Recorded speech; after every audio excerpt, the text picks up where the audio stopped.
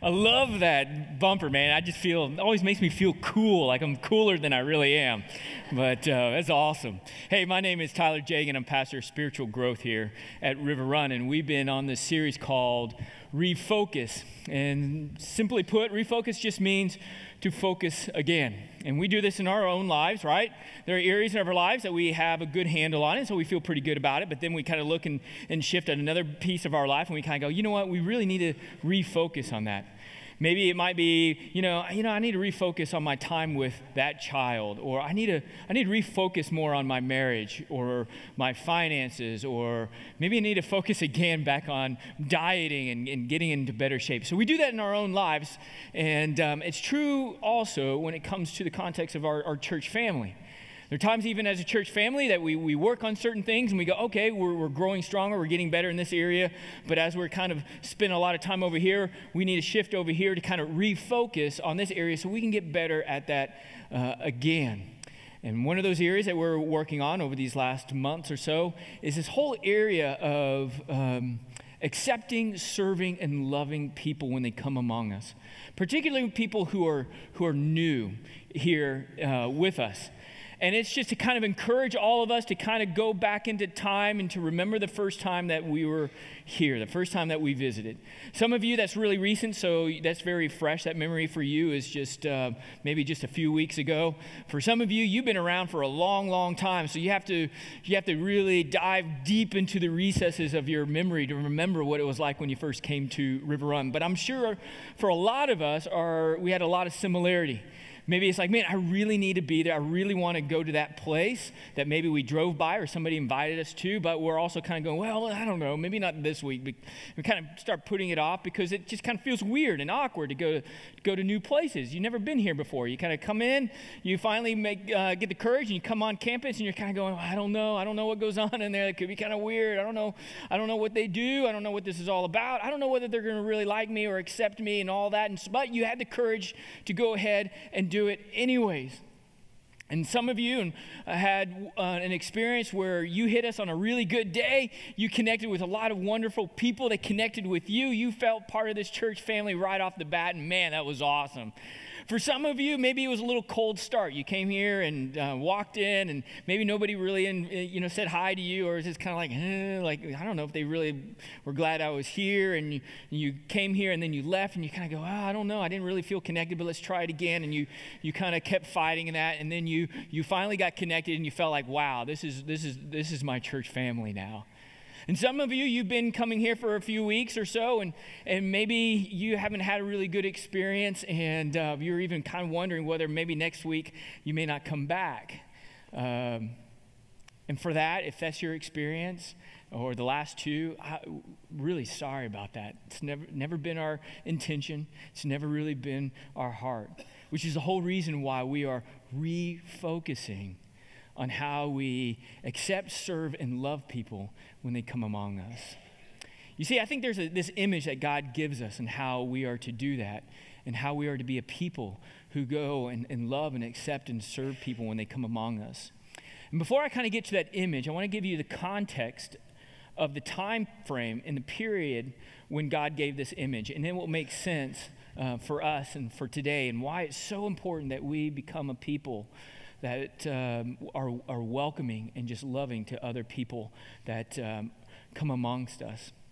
So anyways, let me give you a little historical backdrop. There was a time in Israel's life as a nation where they were a regional powerhouse. They had economic vitality, there was trust in their leadership because there was character, there was integrity, there was a sense of unity among the people, there was a singleness of mind by which these people felt a great sense of security and amazing blessing in their life. Things were going really, really great in their lives. But they, like all of us at times, began to deal with complex issues, hard issues.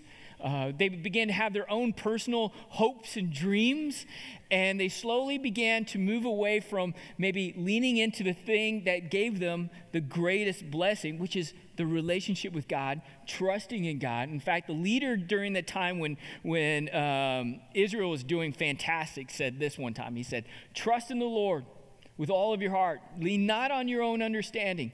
In all of your ways acknowledge him, and he will make your path straight. So as a nation, they were trusting God. God was making their path straight, and everything was going really good until they began to slowly take the driving, steering wheel back and begin to control their lives. Handle those hard, complex issues. Going, man, I got to figure this out. I got to deal with this. And so they stressed and they pressed. Or they also began to think about, man, this is my vision, what I want. This is, my dream. And so they began to control that as well, by which they slowly began to drift into this place of either manipulation and controlling of the circumstances, or they became very egotistical and wanting to power drive over other people. So as a nation, their leaders became less of people of character and integrity. People stopped trusting them. That wasn't just on their leadership, but it was pervasive all throughout their nation, by which then created division and schism and lack of trust with other people. They no longer were singleness of mind. And so you began to see this nation become very brittle, to the point that other nations around them began to see opportunity to take advantage and exploit and ultimately conquer this nation. That's the context that God gives this image that I want to give to you. It's this context of desolation, of not just political desolation, governmental desolation, economic desolation, but also deeper down into the recesses of people's lives. It was desolation of the heart, desolation of their spiritual lives, desolation of their relational lives. They're emotionally unhealthy, mentally unhealthy, spiritually unhealthy, by which it was just a wasteland. So God would send these people, they're called prophets, by which they would go and basically say, hey guys, the brittleness and the pain and the hurt that you are experiencing and feeling is because you are disconnecting yourself from God and trusting in yourselves and trusting in other people rather than him. And if you keep going down this path, it's just going to beat the snot out of you. But as you see through all these prophets, sometimes they lay it on thick and it comes really hard. But they also give hope. And so this prophet that we're going to look at is a guy named Jeremiah.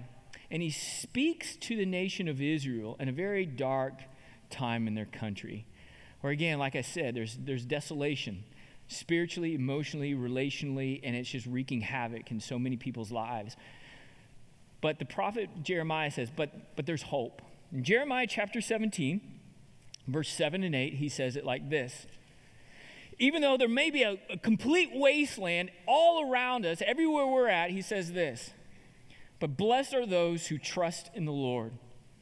Even though everything may be going really, really bad in your lives individually, really bad in your neighborhood, really bad as a country, here's the deal. You are still very much blessed if you trust in the Lord and have made the Lord their hope and confidence.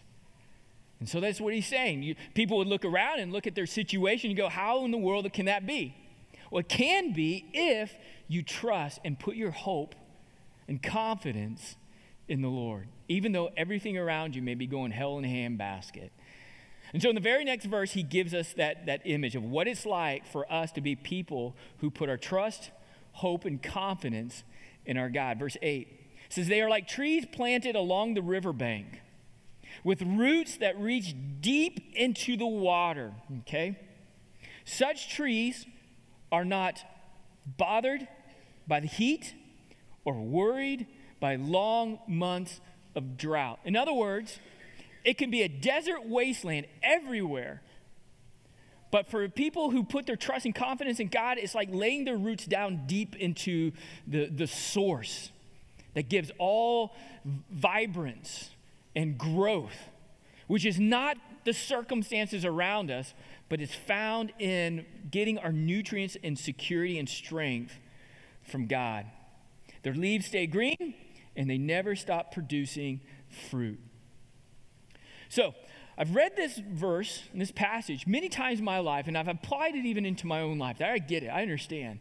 That when I begin to trust myself, or begin to trust in other people apart from God, then I find myself getting very brittle. Stress, anxiety, worry, all of those things begin to creep in. But the more that I lay my roots deeper into the foundation or deeper into the water of God, which is his love for us, the stronger I feel. Paul mentioned it the same way when he wrote to a group of Christians, just like you and I, in a town called Ephesus. He said it this way. He said in Ephesians 3:17, then Christ will make his home in your hearts as you trust in him. See that word trust again. Your roots will grow down into God's love and do what? Keep you strong. That when we lay our lives down at the feet of Christ and we lay our roots deep within his heart and we consume his love for us, we become strong. That's what happens in our lives. But here's the thing. This is what I've learned. That this can really happen in our own personal lives. This isn't something we just read from Scripture. This isn't something that can just, happen for somebody else. It happens for all of us when we begin to lean into God and put our roots deep into God. And you're going to learn, you're going to hear some or experience some of the life changes, some people who went through Rooted a little bit later on. But there was another guy who went through the gamut, and he found great strength in God as he put his roots deep into God. And his name was Daniel. Daniel was a contemporary of Jeremiah. You talk about somebody living in a bad time. Daniel was a young man, probably somewhere in his teens, and this nation called Babylon came in and basically just picked apart all of Israel's resources, all their stuff, demolished it, and they took their best resources, their human resources, which is their smart, young, vibrant, young leaders. And one of those guys was Daniel. So you can imagine if you were 19 years old and all of a sudden somebody came in here and just kidnapped you, took you to a whole nother country and took you and made you a slave, that would feel like a complete wasteland. But Daniel didn't just become somebody who just kind of crawled up and wilted away in the desert of his life. He began to just continue to just trust in God and lay his roots deep in his love for God and God's love for him. And you see through his life, if you go and read his life in Daniel, a man who continues to stay strong. Not because he's strong of himself, but because he's strong in his trust of God and his love for God and receiving God's love for him. But then you notice something very different about Daniel. You know what happens with Daniel when he does this? People start coming to him. People start coming to him because they see a man who has a sense of strength. Not his own strength, as we'll see. His roots go down deep. They can't see it, They can't see the roots underneath, but the roots are way down, and it's down deep into God. And people just come to him to find, refreshment, new. And what they begin to taste is they began to taste just the beautiful wonderfulness of our God. And that began to change my mind and my perspective, because a lot of times when I would read this verse, I always think about me. It's about my roots to go down in order for me to feel, strong and refreshed and just a healthy individual. It was always about me, until I began to realize that God makes us this way, not just for us and not just for me, but for other people. That for me to grow my roots deep into Jesus Christ is vastly important, not only for me, but for other people. Because think about it this way.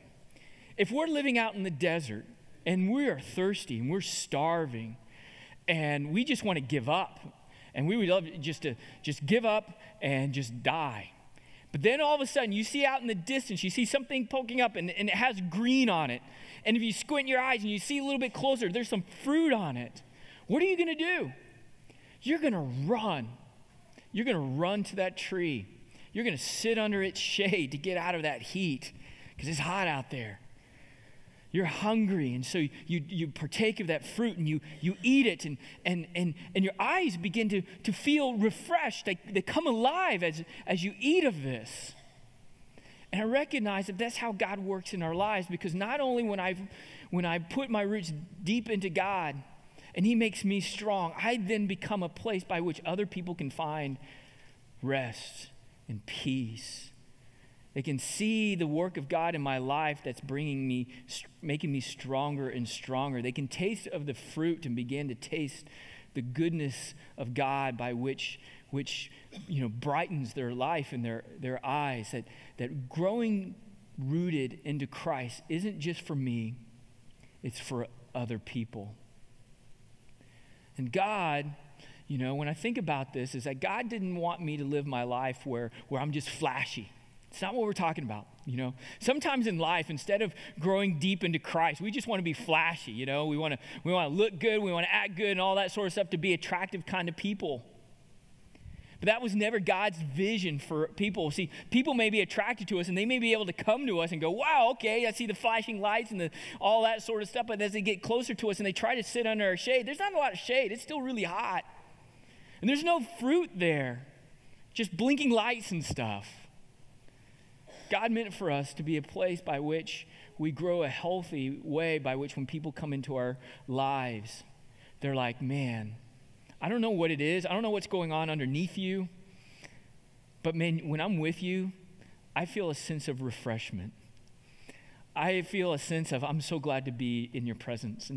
And when I see you, I see something different in you. And I don't really know what it is as I take this fruit and taste it. I don't know what it is.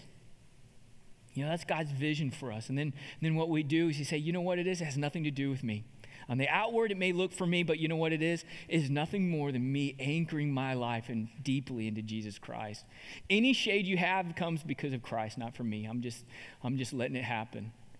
Any fruit that you taste in my life isn't me. It's just the fruit that's just happening as I just go and just live my life for Jesus Christ. And the way to have sustenance is not just to keep partaking of my fruit, because my fruit will be gone after a while if you eat it all. The sustenance will come from you now putting your roots down deep into Christ.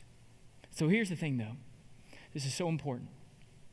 This is something that cannot be done by just one or two or few individuals. Oftentimes when we think of church, we think, well, offering shade and peace and vitality and all that, that's the job of the pastors. That's what they're supposed to do. That's what the elders are supposed to do and all of that sort of stuff. I'm here just to, grind it through the week, come on Sunday morning and just sit under the shade, get some refreshment so I can go and grind it again during the week. But here's the problem with that. When we do that, a couple of things happen, okay? There's not enough room under one tree for everybody. There's not enough fruit to go around for everybody. And that's why a lot of us feel like we're just starving. And we feel like we're not growing. One of the things I think I've learned over the years when I've heard people say this phrase, I don't feel like I'm being fed anymore.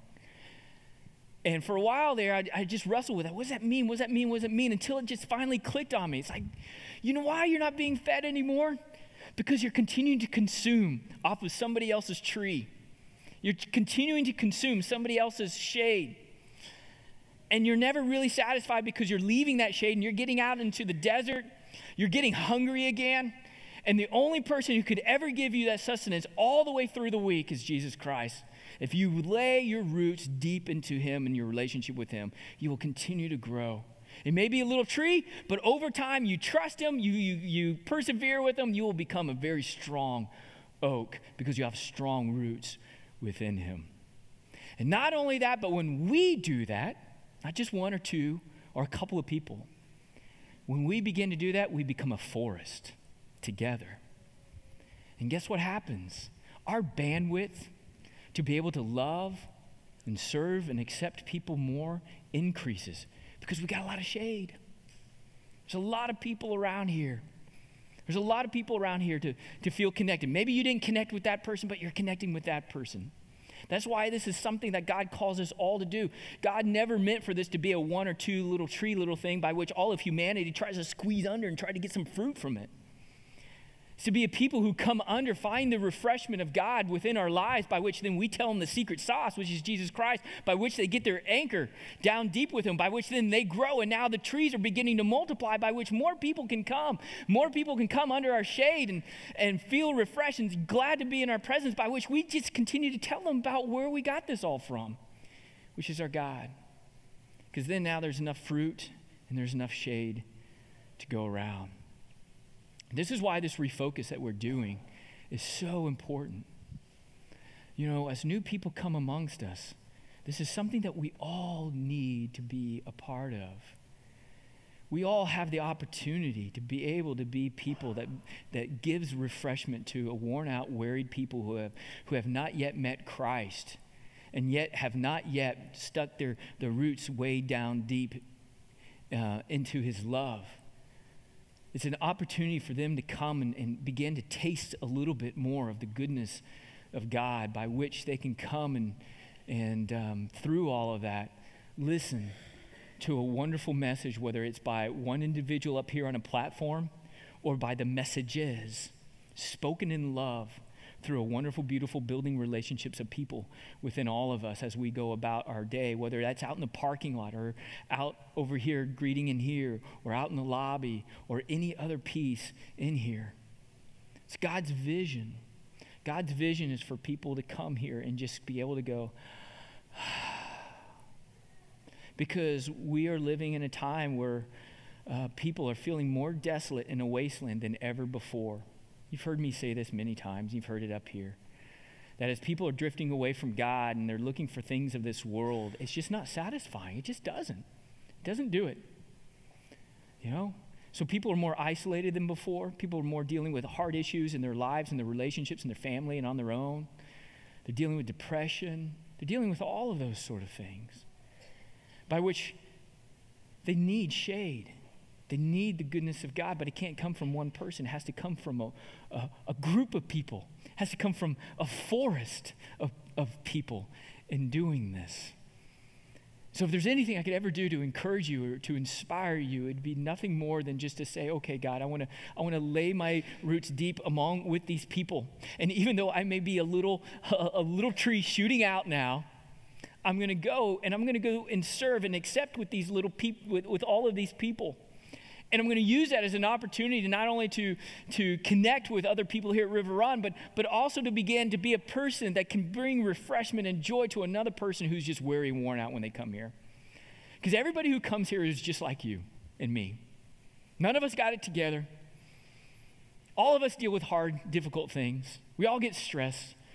We all get, overheated and exhausted from the tough things of life. We all need a place by which to find rest and refreshment.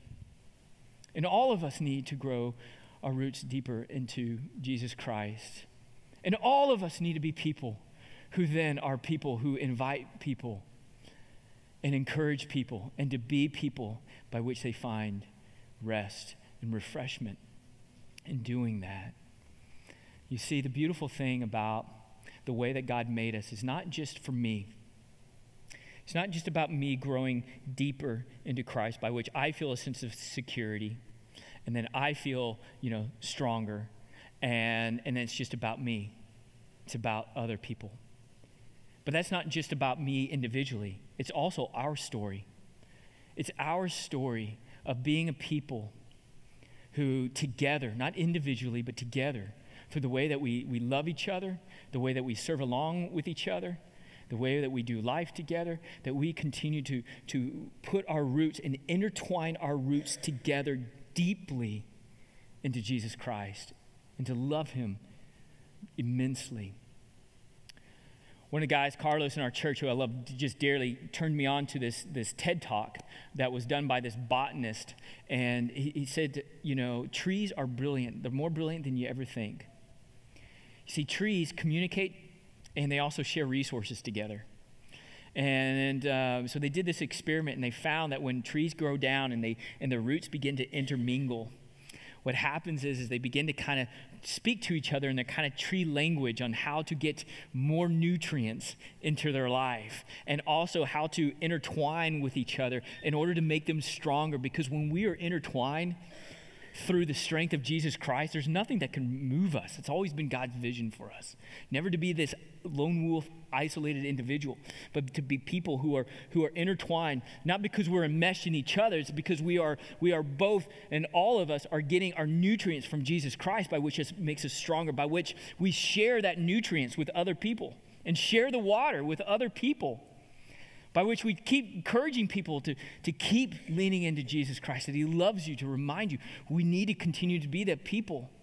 But there's also a people outside of us who are looking for that and need that.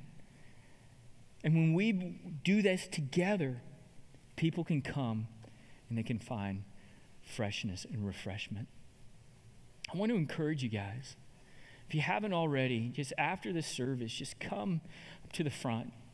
Just listen to our heartbeat a little bit more of how we can be a people that really does make it a difference for people who come onto our campus for the first time.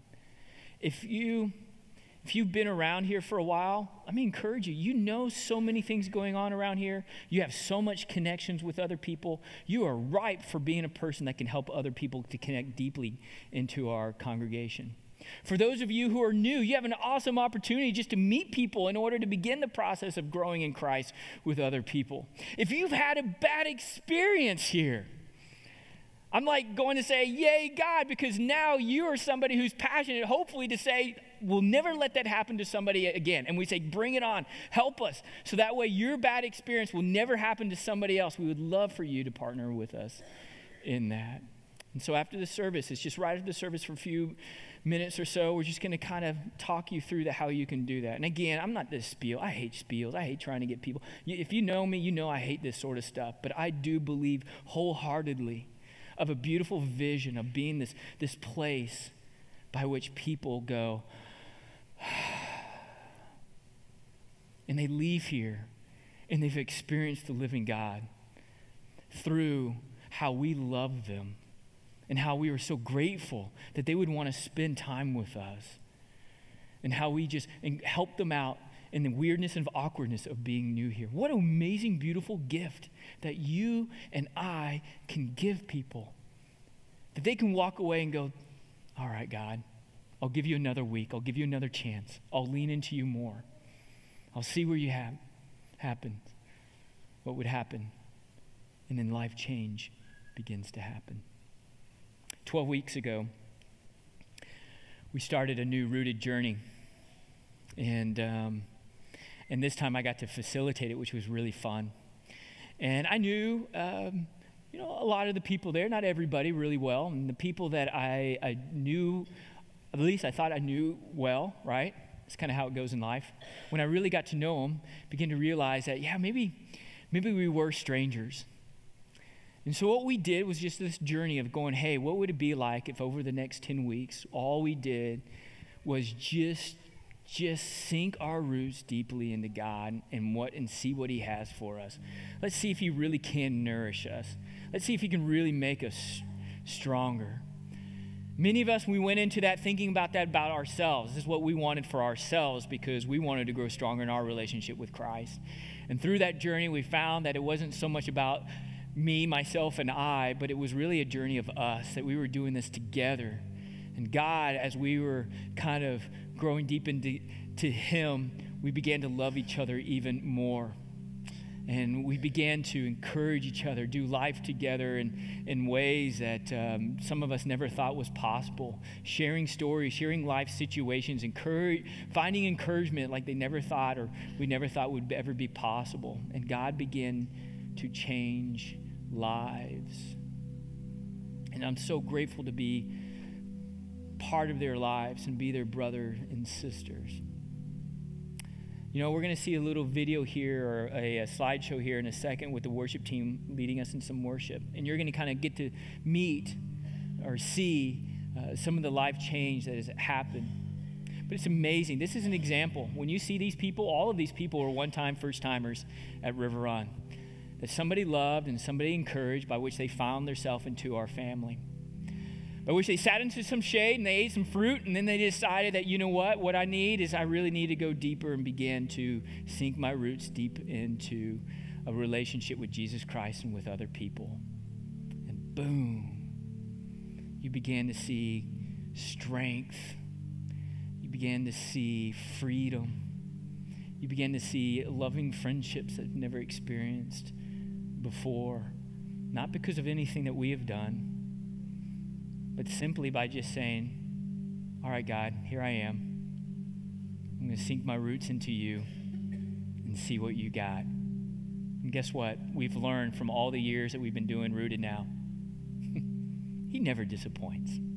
Never disappoints. Let's pray. Father, I'm grateful. I'm grateful for the people in my life